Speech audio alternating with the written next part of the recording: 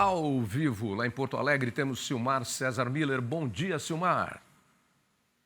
Meu caro Otávio, muito bom dia, nosso amigo do Terra Viva, bom início de semana para todos nós. Para todos nós. E vamos lá então, para não perder a atualidade, as commodities e o mercado financeiro. É com você. Tá bem, hoje é feriado nos Estados Unidos, feriadão por lá, chamado Memorial Day. É aquele dia em que os americanos reverenciam seus mortos aí nas sucessivas guerras nas quais o país participou. Então, é um feriado importante para os americanos. Aí não funcionam as bolsas, não funciona mercado nenhum hoje nos Estados Unidos. Nem bolsas de valores, nem mercado de commodities. É, dólar, tudo, nada funciona por lá. Portanto, aqui a gente fica meio sem pai nem mãe também, em termos de economia aqui no Brasil. Os indicadores são muito dependentes do que acontece nos Estados Unidos.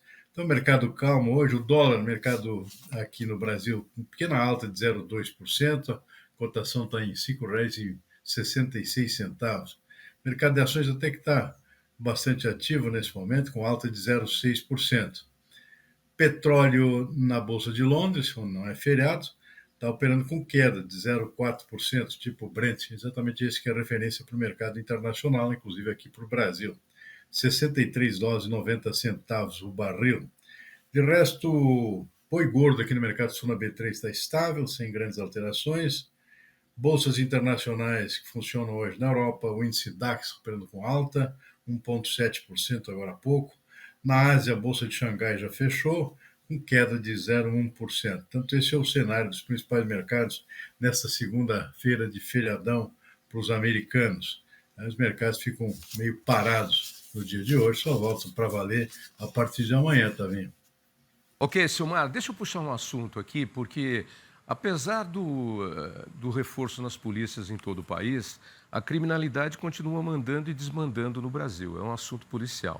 Mas é que chama atenção ali no destaque do UOL que prefeitos estão superarmando as suas antigas guardas metropolitanas, chamadas agora de Polícia Metropolitana.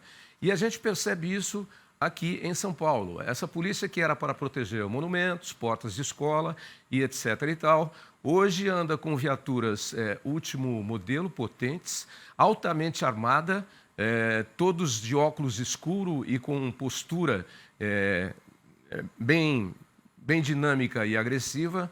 E isso me faz lembrar um passado bem distante. É bom ter memória e ter vivido, porque as pessoas não sabem. Há muito tempo atrás, você tinha duas polícias no Brasil. Tinha a Força Pública e tinha a Guarda Civil. E depois foi feita uma reunificação disso, porque era um maior bololô. Criou-se a PM, a Polícia Militar Única. Aí a Polícia Militar tem as suas ramificações, que é a Polícia Civil, Polícia Técnica, etc. e tal. Mas isso foi criado porque havia uma divergência muito grande entre Força Pública e guardas civis que existiam. E me parece que é o que está acontecendo agora de novo, inclusive com essas prováveis intervenções do governo federal, querendo dar uma nacionalizada no controle da segurança pública. A verdade é que está se criando aí uma área de atrito e de choque. De quem é a predominância? De quem é a prevalência? Todo mundo pode combater a criminalidade e de que forma? E essas polícias estão sendo altamente armadas.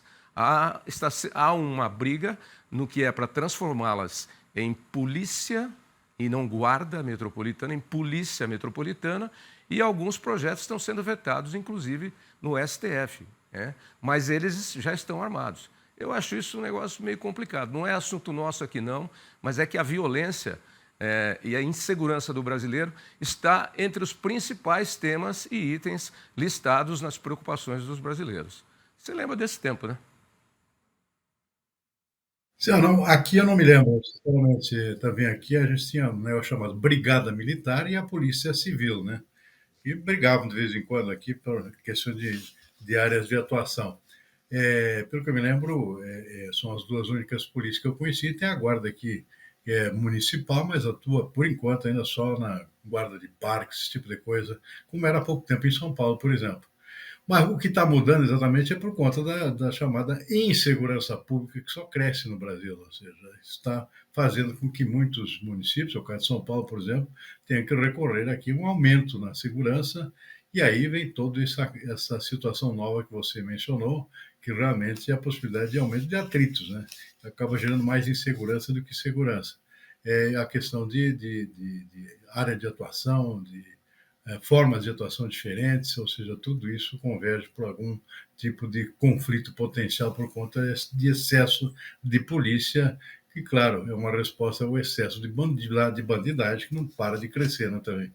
Exatamente. O excesso de política, ou de política não, o excesso de polícia é sempre complicado quando as devidas responsabilidades e mandos e atributos não são bem definidos. E é o que está acontecendo nesse momento. Aí vocês tinham a Brigada Militar e a Guarda Civil. Aqui tinha a Força Pública e a Guarda Civil. E assim eram cada um dos estados.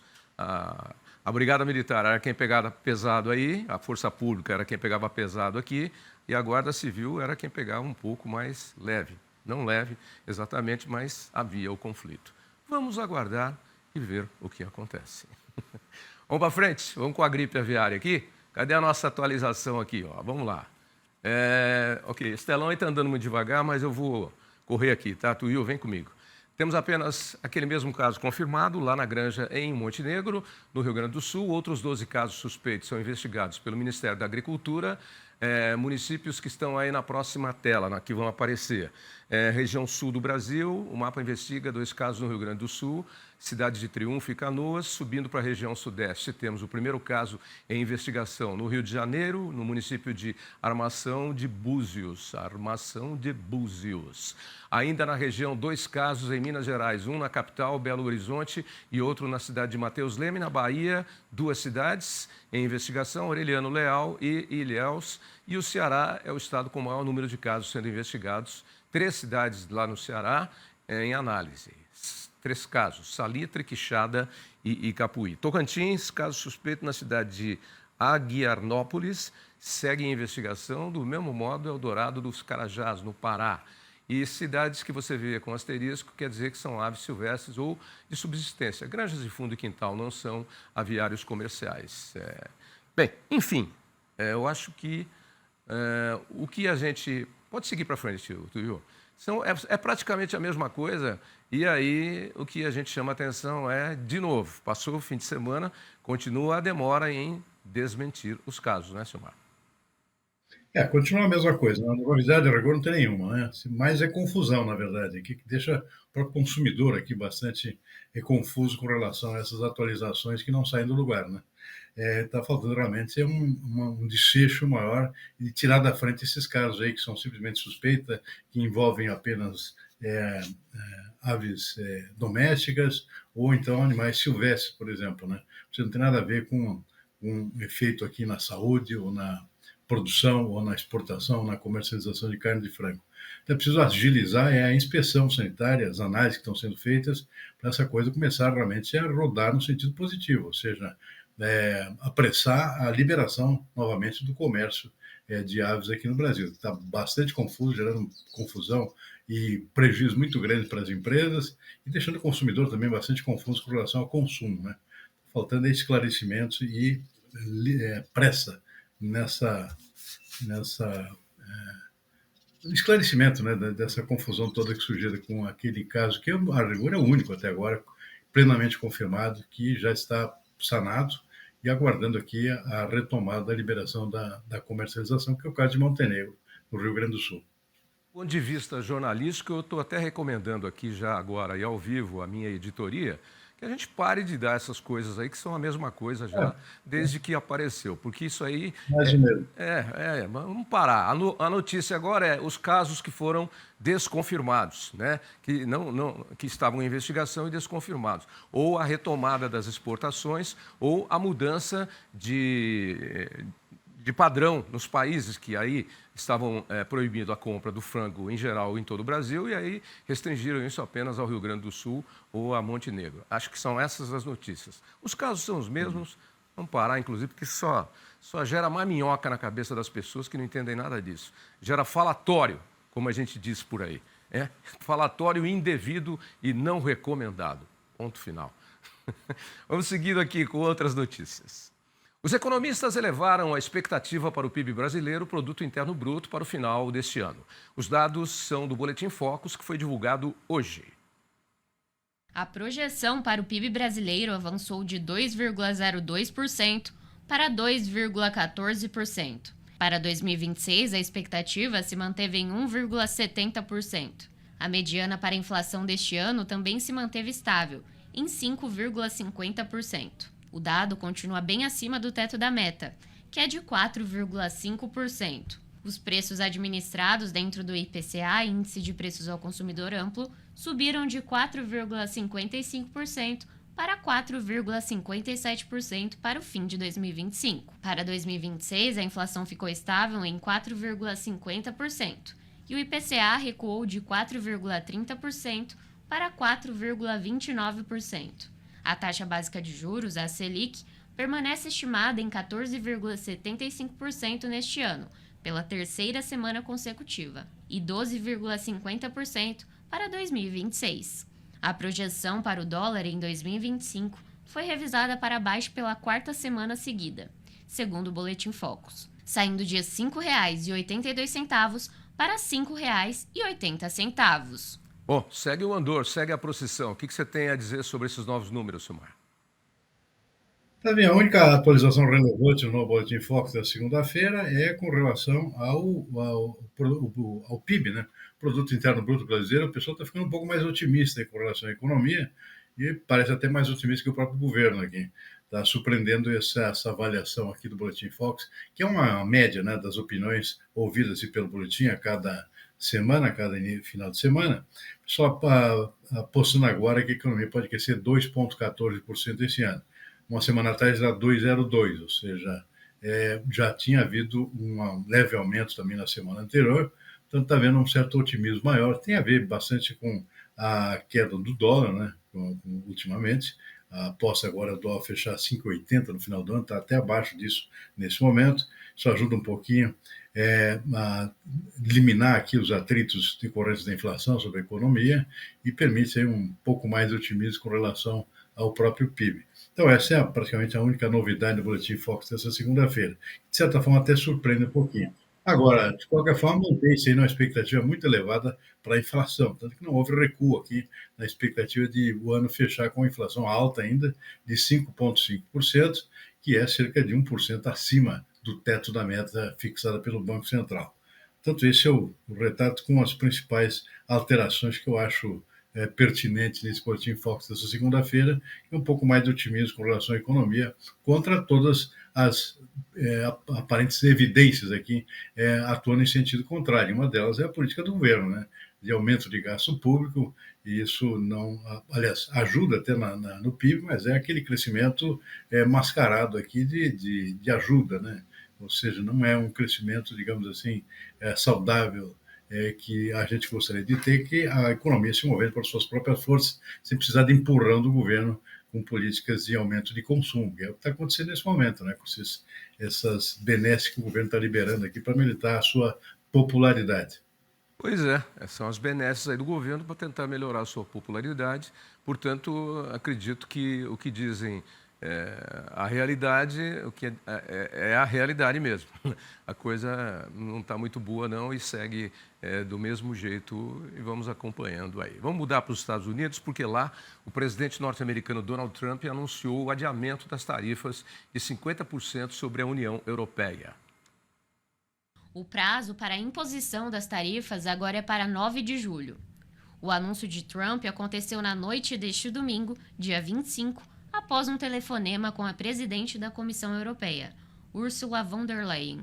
Segundo o presidente norte-americano, Ursula telefonou solicitando a extensão do prazo das tarifas para 1º de julho. A presidente da comissão afirmou que tiveram uma boa conversa e que a Europa está pronta para avançar nas negociações de forma rápida e decisiva. O bloco europeu já sinalizou que pretende implementar contramedidas para compensar os prejuízos econômicos, caso as negociações não sejam bem-sucedidas. Analistas apontam que as tarifas de 50% são uma tática de negociação de Trump. Em contrapartida, o comissário europeu do comércio, Maroš Šefčovič, disse que qualquer potencial acordo comercial entre Bruxelas e Washington deve ser baseado no respeito e não em ameaças. Bom, segue aí o caminho da negociação, ou é ameaça, não sei mais o que é, mas é barganha. Davi, está ficando um pouco cômica essa situação aqui de ameaçar, depois retira de novo. Isso acaba fazendo com que o presidente perca a credibilidade, né, na sua política e acabe sofrendo um aumento das pressões internas lá. A inflação começa a correr solta lá, enquanto isso não tem nenhuma evolução na questão das tarifas, que supostamente a melhorar o desempenho da economia americana, a concentrar mais compras de produtos americanos, maior produção interna de produtos, não está saindo conforme o presidente Donald Trump gostaria que acontecesse. Isso acaba gerando um certo desgaste para ele. Aliás, não são só esses fatores aí diretamente vinculados à economia, é a questão também das relações internacionais. Ele descobriu agora que o presidente Putin da Rússia não é um sujeito sério, está reclamando hoje lá contra esse bombardeio, que foi um dos piores desde o início da guerra com a Ucrânia, mais de 3 anos, bombardeio da própria capital nesse final de semana, além de outras zonas sensíveis, no país invadido lá. Ou seja, no momento em que estaria vigente uma certa trégua, a pedido do próprio presidente Donald Trump, né?